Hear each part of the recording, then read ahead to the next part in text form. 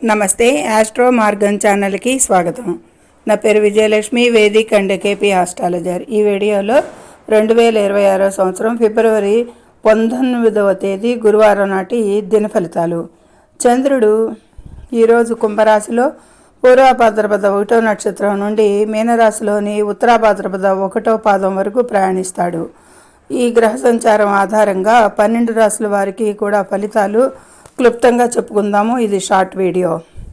అయితే ఈ ముందుగా మేషరాశి. వృత్తిపరమైన పనుల్లో విజయం లభిస్తుంది మరియు కోర్టు వ్యవహారాల్లో అనుకూలత ఉంటుంది. ఈ మేషరాశి వారికి ఈరోజు. వృషభ రాశి.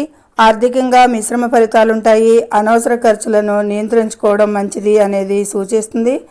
ఇక మిథున రాశి. మిథున రాశి కుటుంబ సభ్యులతో సమయం గడుపుతారు మరియు కొత్త మిత్రుల పరిచయం ఏర్పడుతుంది. కర్కాటక రాశి. ఆధ్యాత్మిక చింతన పెరుగుతుంది. ఈరోజు వీరికి దైవ ప్రార్థనలు మానసిక ప్రశాంతతను ఇస్తాయి. ఇక సింహరాశి వారికి అయితే కనుక నాయకత్వ లక్షణాలు మెరుగుపడతాయి, కానీ కోపాన్ని అదుపులో ఉంచుకోవాలి ఈరోజు వీరు ముఖ్యంగా. కన్యా రాశి. వ్యాపారస్తులకు నూతన అవకాశాలు లభిస్తాయి. ముఖ్యమైన నిర్ణయాలకు ఇది మంచి సమయం. తులారాశి. ఆరోగ్యంపై ఎక్కువ శ్రద్ధ వహించాలి. ఈరోజు వెన్నునొప్పి లేదా అలసట వంటి సమస్యలు ఎదురవచ్చు.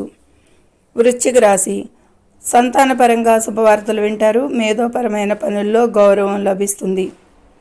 ధనుసు రాశి. గృహ నిర్మాణ పనులు ప్రారంభించడానికి అనుకూలం. ఆస్తి కొనుగోలుకి అవకాశాలు ఈ ధనుసు రాశి వారికి ఈరోజు ఉన్నాయి. మకర రాశి. ధైర్య సాహసాలతో పనులు పూర్తి చేస్తారు. సోదరులతో విభేదాలు రాకుండా చూసుకోవాలి. కుంభరాశి. చంద్రుడు కుంభరాశిలోనే ఉండటం వల్ల మానసిక ఒత్తిడి తగ్గుతుంది. కొంతవరకు ఆదాయ మార్గాలు మెరుగుపడతాయి అనేది సూచించడం జరుగుతుంది. పూర్వభాద్రపద నక్షత్రం గురు నక్షత్రం కాబట్టి, అది కూడా తదుపరి శని నక్షత్రం కాబట్టి. ఇక మీనరాశి. చంద్రుడు మీనరాశిలోకి ప్రవేశించడం వల్ల అదృష్టం కలిసి వస్తుంది అనేది చెప్పచ్చు. కొత్త పనులకు శ్రీకారం చుట్టవచ్చు అనేది సూచిస్తుంది. ఇక ముఖ్య సూచనలు అంటే ప్రమాద సూచనలు. ప్రయాణాల్లో వాహనాలు నడిపేటప్పుడు అత్యంత జాగ్రత్త అవసరం. తొందరపాటు నిర్ణయాలు, ముఖ్యంగా చిన్నపాటి ప్రమాదాలు జరిగే అవకాశం ఉంది అనేది సూచిస్తుంది.